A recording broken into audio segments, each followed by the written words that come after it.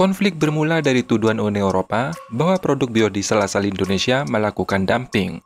Pada tahun 2018, Uni Eropa mengenakan bea masuk anti-dumping yang cukup tinggi, berkisar antara 8 hingga 23%.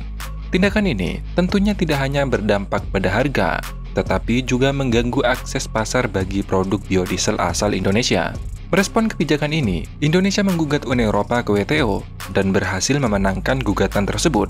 Keputusan WTO pada 16 Maret 2018 memaksa Uni Eropa menghapus kebijakan bea masuk anti-dumping, namun situasi tak berhenti di situ saja. Masalah baru muncul pada tahun 2019, ketika Indonesia kembali berselisih dengan Uni Eropa mengenai produk sawit mentah alias CPO. Kebijakan Delegated Regulation dalam Renewable Energy Derivative 2 kembali dianggap diskriminatif dan merugikan produk CPO dari Indonesia. Presiden Joko Widodo secara tegas menyatakan bahwa Uni Eropa melakukan kampanye hitam terhadap industri sawit dari Indonesia dengan mengangkat isu lingkungan untuk memojokkan posisi kelapa sawit negara kita. Menurutnya, masalah utamanya bukanlah deforestasi, melainkan pada harga sawit yang dianggap lebih kompetitif dibandingkan minyak bunga matahari yang dihasilkan oleh negara-negara di Eropa. Meskipun pemerintah berusaha keras untuk mempertahankan posisi CPO di pasar global, tapi faktanya menunjukkan bahwa ekspor CPO Indonesia ke Eropa setiap tahun terus menurun. Hal ini menyebabkan banyak petani dan pedagang kelapa sawit dari Indonesia menjual tandah buah segar alias TBS ke negara tetangga kita, yaitu Malaysia. Ini sekaligus menunjukkan bahwa adanya pergeseran pasar yang merugikan bagi negara kita. Tapi jauh-jauh hari saya yakin bahwa CPO Indonesia masih memiliki harapan untuk masa depan yang lebih cerah. Karena saya berpandangan, kelapa sawit bukan hanya sekedar sumber devisa bagi negara kita, tetapi juga menjadi salah satu punggung ekonomi negara kita di masa yang akan datang. Dan memang banyak masyarakat yang skeptis melihat harga CPO yang setanak. Tetapi sebenarnya konsumsi CPO di dalam negeri angkanya semakin meningkat di setiap tahunnya, terutama dengan penggunaan CPO sebagai bahan bakar. Eropa sendiri sebenarnya menghadapi masalah yang serius. Kebijakan anti-deforestasi dan ketidakstabilan pasokan minyak nabati lainnya, misalnya nih, akibat konflik geopolitik, perang Ukraina dan Rusia, menyebabkan harga minyak nabati di Eropa meningkat. Bahkan, harga minyak kelapa sawit di Bursa Rotterdam menunjukkan tren kenaikan dari $945 per metrik ton di awal Agustus tahun 2023 menjadi $920 pada akhir bulan yang sama.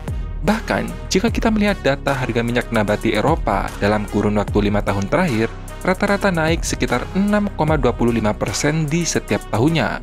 Hal ini diperjelas dengan data menunjukkan bahwa Eropa sangat bergantung pada impor untuk memenuhi kebutuhan minyak nabati. Misalnya, mereka mengimpor sekitar 80% minyak goreng bekas yang digunakan untuk energi dan mayoritas berasal dari Tiongkok. Hal ini jelas menunjukkan bahwa posisi Eropa tidak sekuat yang terlihat, bahkan cenderung masih bergantung pada impor. Sementara itu, alih-alih Indonesia memanfaatkan situasi ini, justru Indonesia melakukan hal yang sebaliknya. Pemerintah Indonesia telah merencanakan pemangkasan kuota ekspor CPO sebagai langkah strategis untuk memperkuat sektor energi di dalam negeri. Jumlah volume ekspor minyak sawit mentah atau crude palm oil yang dipangkas pun tak main-main, sebanyak 5,3 juta ton di tahun ini, atau sekitar 20% dari kuota ekspor tahun 2023 yang sebesar 26 juta ton. Rencana ini bertujuan untuk mengalokasikan lebih banyak CPO untuk kebutuhan dalam negeri, terutama untuk mendukung program biodiesel. Dengan langkah baik ini, pemerintah berharap dapat mencapai swasembada energi dan mendukung petani sawit kita sendiri. Bahkan lebih jauh lagi, pemerintah juga berencana untuk meningkatkan penggunaan biodiesel dari B35 menjadi B50, dimulai penerapan B40 di awal tahun depan atau Januari 2025. Langkah ini bukan hanya menunjukkan komitmen Indonesia untuk mengurangi ketergantungan pada minyak fosil, tetapi juga sangat positif, terutama untuk menjaga stabilitas ekonomi dan mendukung pertanian lokal. Tidak berhenti di situ. Pada kesempatan yang sebelumnya, Menteri Energi dan Sumber Daya Mineral atau SDM bahkan jauh-jauh hari memastikan stok CPO dalam negeri akan cukup untuk program biodiesel B50 dan B60 demi menunjang ambisi swasembada energi yang diarahkan oleh Presiden Prabowo Subianto. Hal ini juga senada dengan Kementerian Pertanian yang juga sebelumnya mengatakan telah menyiapkan simulasi dari wacana B50 atau bauran solar dengan 50% bahan bakar nabati, sebagaimana juga dicanangkan oleh Presiden terpilih yaitu Prabowo Subianto.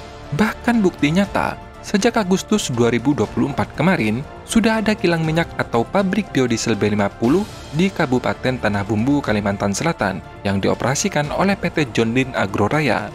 Jadi, sebenarnya kita punya roadmap yang jelas bagaimana kelapa sawit akan dihilirisasi untuk memenuhi kebutuhan energi dalam negeri, baik untuk biosolar, bensa, aftur, dan lain-lain.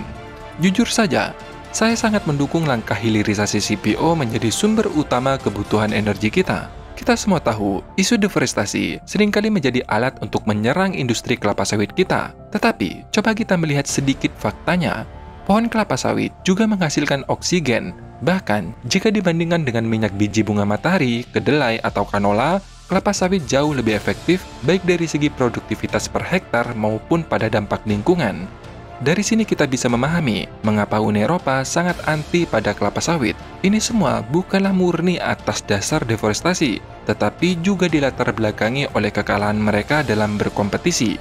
Dan kita juga harus sadar, problem utama yang kita hadapi saat ini yaitu energi. Ditambah dengan data impor minyak Indonesia, pasti bikin kalian sakit kepala. Bayangkan, masyarakat disubsidi sekitar 7.000 hingga 8.000 per liternya.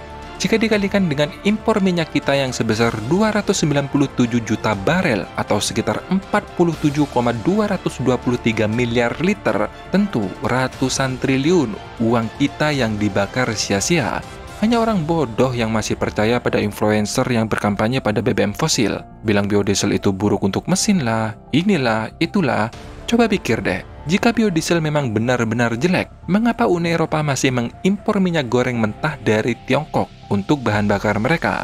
Daripada ratusan triliun rupiah mengalir ke kantong para sultan yang di Arab dan sekaligus memperkaya orang-orang Singapura karena mereka membangun kilang minyak yang jauh di atas kapasitas kebutuhan mereka hanya untuk menjual ke Indonesia, kenapa kita tidak memanfaatkan kelapa sawit kita untuk bahan bakar?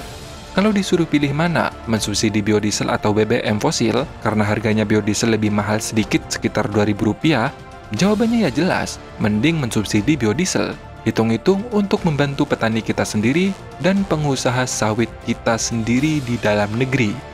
Karena mereka membayar pajak sendiri, tentu uangnya pun akan berputar di negara kita sendiri, bukan masuk ke kantong negara lain. Nah, bagaimana menurut kalian sendiri? Kalau disuruh mensubsidi, apakah pikiran kalian sama seperti yang saya pikirkan? Silahkan tulis pendapat kalian di kolom komentar. Semoga informasi ini bermanfaat. Terima kasih sudah menonton, sampai jumpa di next video. Dadah!